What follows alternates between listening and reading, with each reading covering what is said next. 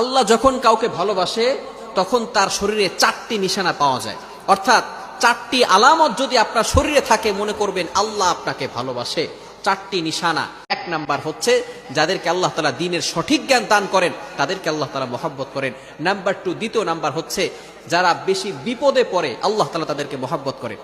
যার শরীরে দেখবেন একের পর এক বিপদ আসতেছে, অসুস্থতা আসতেছে, বারবার বিপদ, একের পর এক বিপদ, একটা বিপদ যাওয়ার পর পরে আরেকটা বিপদ আসতেছে, আপনি হতাশ হবেন না প্রিয় ভাই।